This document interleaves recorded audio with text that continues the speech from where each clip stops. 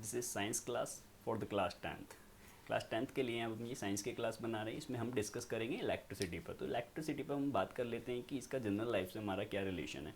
तो देखा होगा आपने घर पे सभी लोग इस्तेमाल करते हैं, जैसे कि एलईडी, फैंस, मोबाइल फ़ोन सबसे बड़ा जिस पर आप मुझे भी देख पा रहे हैं, ठीक है। और कूलर्स, एसी, ये सब चीज़ें जो हैं, आप इनमें सभी चीज़ों में एक कॉमन सी चीज़ है कि आप इनको किस चीज़ से चला पाते हैं। क्या जनरली इवेंचुअली ऐसे अपने आप चल पड़ते हैं क्या, खरीदने के बाद, पैसा पेमेंट करने के बाद? नहीं ना।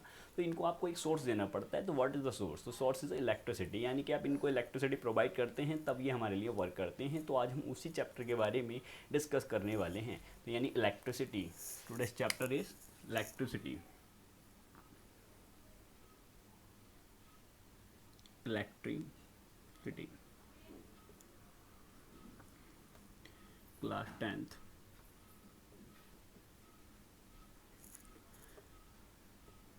CBSE and all state boards.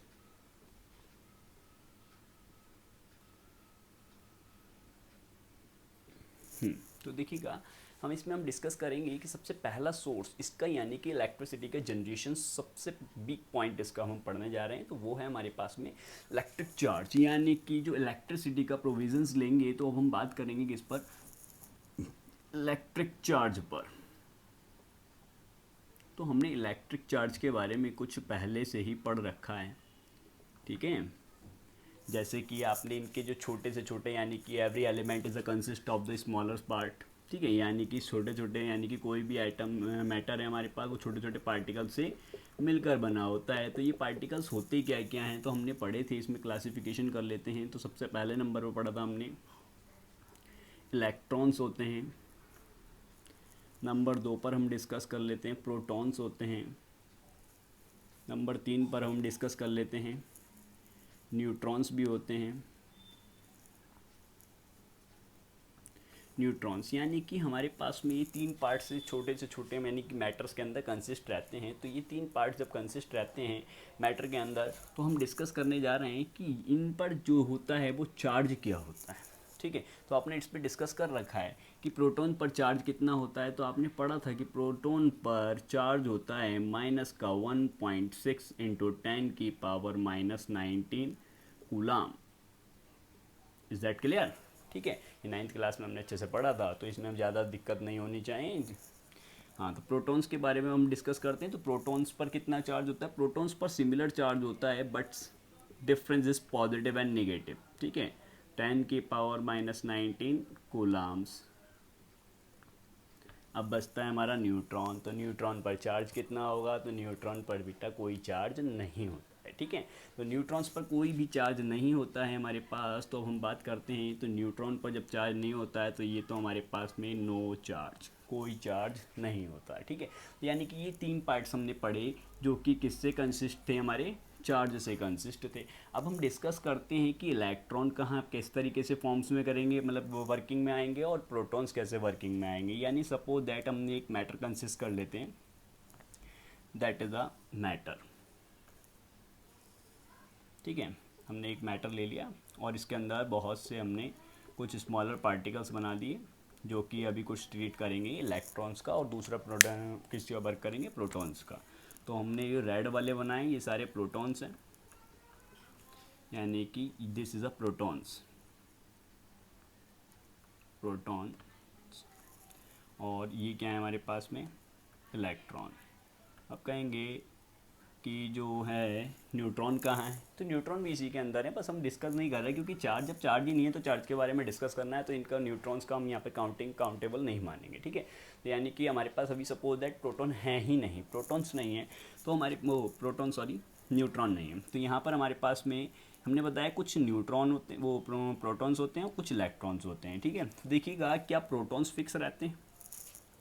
क्या प्रोटॉन्स फिक्स रहते हैं? तो जी हाँ, प्रोटॉन्स हमेशा फिक्स रहते हैं, जो कि न्यूक्लियस के अंदर पाए जाते हैं। तो न्यूक्लियस में हमारे पास में न्यूक्लियस हमेशा स्टेबल रहता है। तो यानी कि जो हमारे पास में जितने भी प्रोटॉन्स हैं वो मोशन नहीं करते, आर नॉट इन मोशन।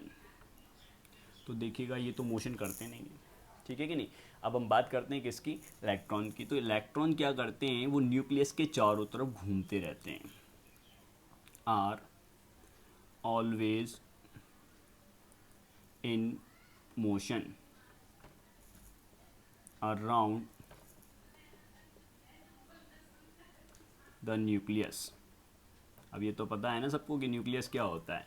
तो न्यूक्लियस यानी कि देखिएगा, छोटा सा हमने वो एटॉमिक स्ट्रक्चर्स पढ़े थे, तो एटॉमिक स्ट्रक्चर्स के अंदर हमने बताई थी कि KLMN करके क्लासेस पढ़ाई थी और उसमें न्यूट्रॉन्स एंड प्रोटॉन्स भरना सिखाया था। तो उन्हीं की बात कर रहे हैं कि ये जो इलेक्ट्रॉन है वो न्यूक्लियस के चारों तरफ घूमते ही रहते हैं। तो इस तरीके से हम डिस्कस करते हैं आगे की ओर।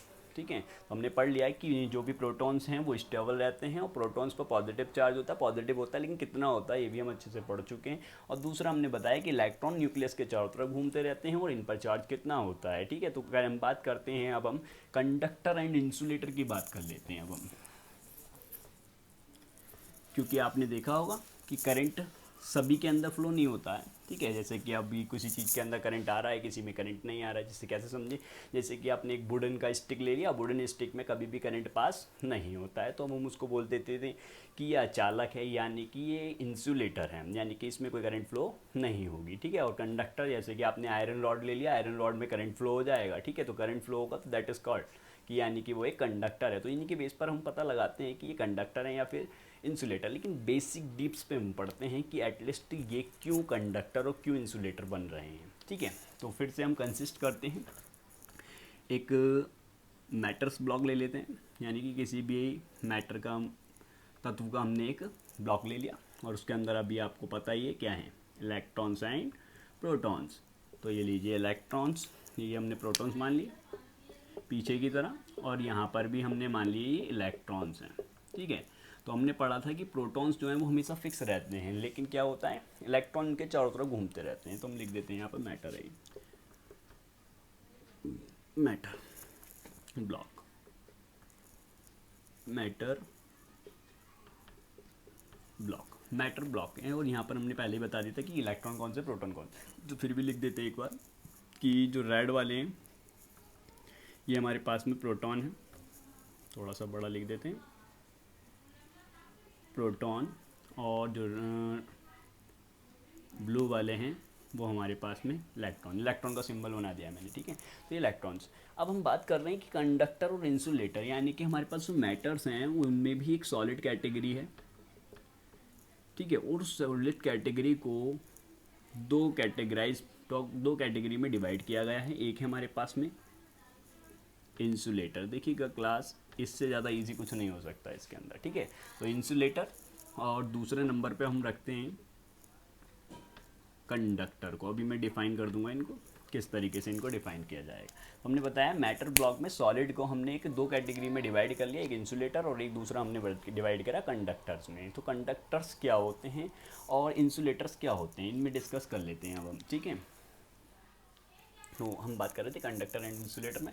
तो कंडक्टर इंसुलेटर में कैटेगराइज क्या किया गया, हमने देखिएगा इसमें सिंपल सा कैटेगराइज किया गया कि इंसुलेटर हमारे पास में देखिएगा हमने कह दिया कि जो प्रोटॉन्स हैं वो प्रोटॉन्स जो हैं वो स्टेबल रहते हैं, वो इलेक्ट्रॉन्स हमेशा मोशन करते हैं। और यहाँ पर हम अपनी इलेक्ट्रिसिटी के अंदर एक इलेक्ट्रिक करंट की बात करना भूल गए, वो अभी हम बता देंगे। फिलहाल अभी समझ लें कि कहीं इलेक्ट्रॉन्स या फिर पॉजिटिव चार्ज या निगेटिव चार्ज दोनों में से कोई भी एक मोशन करेगा तभी करंट फ्लो होगी, यानी कि इलेक्ट्रिक करंट बनेगी। जैसे कि पानी को अगर हम एक जग में भर के रख दें तो that is a water, simple है। लेकिन वाटरफॉल चल रहा है, यानी कि पानी का एक झरना बह रहा है, तो हम ऊपर से जो उसमें पानी गिर रहा है उस गिरने वाले पानी को हम एक अलग नाम दे देंगे, यानी कि वाटर करंट।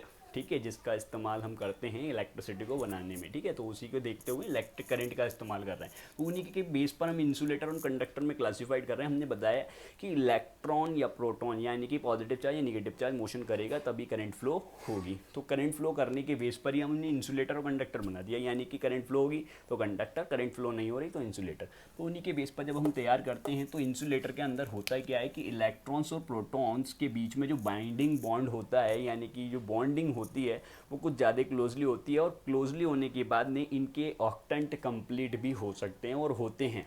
ठीक है, ऑक्टेंट कंप्लीट के लिए यानी कि उनके आउटर मोस्ट ऑर्बिटल में कोई फ्री इलेक्ट्रॉन नहीं होता है, जैसे कि हमने बैलेंसी में केमिस्ट्री में पढ़ा था क्लास 9th में। ठीक है, तो जिसने पढ़ रखा होगा तो काफ़ी अच्छे से आपको समझ में आएगा कि फ्री इलेक्ट्रॉन्स हैं या नहीं है। तो most of the reasons of the insulator when free electron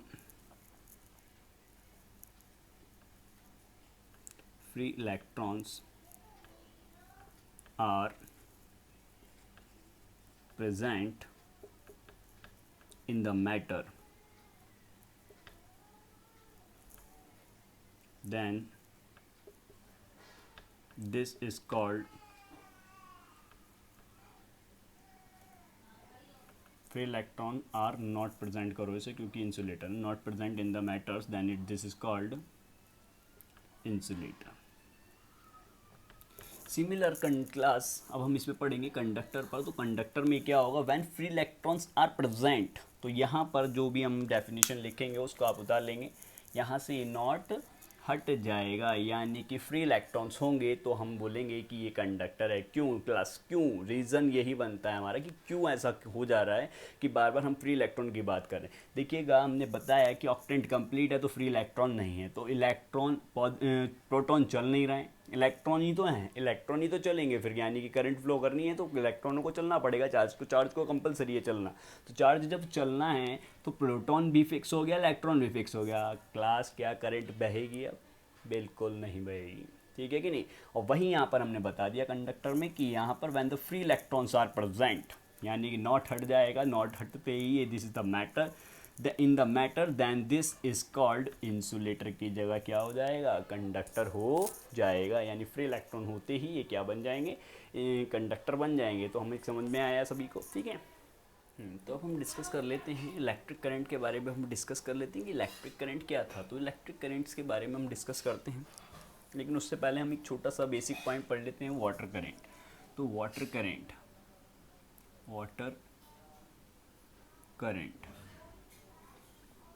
तो वाटर करंट क्या होता है, द फ्लो ऑफ वाटर. यानी कि देखिएगा पानी है, पानी रुका हुआ है तो हम कुछ नहीं बोल सकते, लेकिन जैसे कि अगर हम एक फाउंटेन को देख लें, फाउंटेन को छोड़िएगा, एक वाटरफॉल देखें, वाटरफॉल्स में से अब जब वाटर बहता है तो बहते हुए पानी को हम कह देते हैं इलेक्ट्रिक वाटर करंट. तो वाटर करंट से भी जब हम उसको वाटर करंट बोल सकते हैं, वाटर के फ्लोएशन को.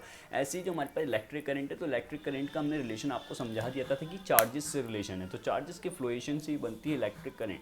तो इलेक्ट्रिक करंट किस तरीके से फाइंड आउट की गई, यानी कि जब चार्ज बहेगा तब इलेक्ट्रिक करंट होगी. ऐसे ही जब पानी बहेगा तो वाटर करंट होता है, जिसका हम इस्तेमाल इलेक्ट्रिसिटी को बनाने में करते हैं. ऐसे हमने डैम्स वगैरह में स्टडी करी थी 8th क्लास में, तो हमने पढ़ा था उसको. तो water current, the flows of water is called water current. यानी कि पानी के बहने को हम जलधारा कहते हैं. ऐसे ही बात करते हैं हम इलेक्ट्रिक करंट की. तो इलेक्ट्रिक करंट क्या है हमारे पास में, the flow of charge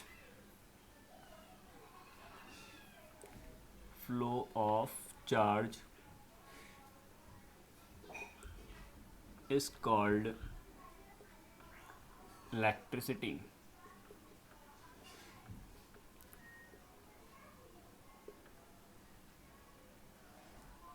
electricity नहीं, इलेक्ट्रिक करंट.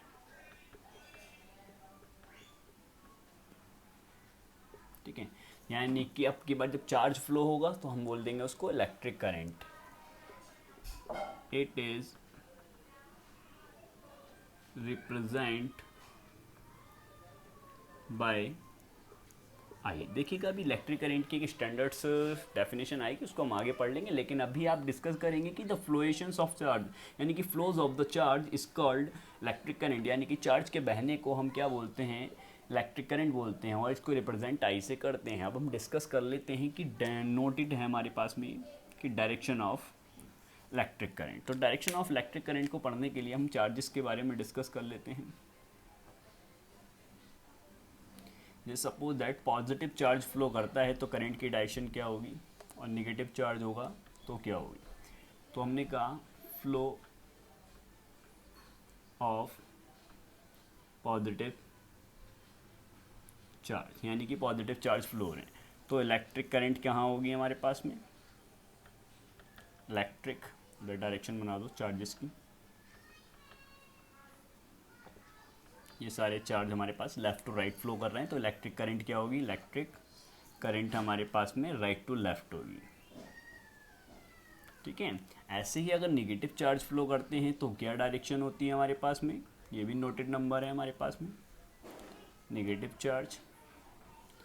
तो ये है फ्लो ऑफ नेगेटिव चार्ज, तो इलेक्ट्रिक करंट की डायरेक्शन ये होगी। पॉजिटिव चार्ज में सेम रहेगी, गलत लिख दिया हमने। तो ये है हमारे पास में आई यानी कि इलेक्ट्रिक करंट यानी कि आई, और यहाँ पर जो इलेक्ट्रिक करंट की डायरेक्शन है वो अपोजिट होगी। देखिएगा, निगेटिव चार्ज जब फ्लो करेंगे तो निगेटिव चार्ज के अपोजिट डायरेक्शंस में करंट फ्लो होती है, पॉजिटिव चार्ज में पॉजिटिव चार्ज के फ्लो होने की डायरेक्शन में ही करंट फ्लो होती है। तो ये हमारा एक नोटेड पॉइंट था। नोटेड पॉइंट के अलावा हम बात करते हैं इसमें कि force of attraction of repulsion, यानी कि चार्जेस के बीच में एक फोर्सेस लगता है, उस फोर्स के बारे में डिस्कस कर लेते हैं हम। यानी कि फोर्स बिटवीन टू चार्ज, दो चार्जेस के बीच में force. Number one force, force of attraction. देखिएगा, एक फोर्स ऑफ अट्रैक्शन होता है, दूसरा होता है फोर्स ऑफ रिपल्सन। ठीक है, तो रिपल्सन फोर्स कब होगा और अट्रैक्शन फोर्स कब होगा। अट्रैक्शन फोर्स कब होगा, ये अट्रैक्शन फोर्स होगा हमारे पास में फॉर अनलाइक चार्ज। ठीक है, जैसे कि अगर एक पॉजिटिव दूसरा निगेटिव होगा, पहला निगेटिव दूसरा पॉजिटिव होगा, तो इनमें फोर्स ऑफ अट्रैक्शन वर्क करेगा। ऐसे ही रिपल्सन फोर्स में अगर सेम चार्ज होंगे तो ये एक दूसरे को रिपल करना शुरू कर देंगे। ठीक है, तो यहाँ पर हमारे पास में चार्ज के बीच में कुछ फोर्सेस लगते हैं, उन फोर्सेस के बारे में भी हमने अच्छे से पढ़ लिया। This is the introductions of the chapter of electricity. ये हमारे पास में इलेक्ट्रिसिटी चैप्टर का एक बेसिक इंट्रोडक्शन एंड मजबूत इंट्रोडक्शन है, तो इसलिए अच्छे से पढ़ें और नोट भी करें इनको।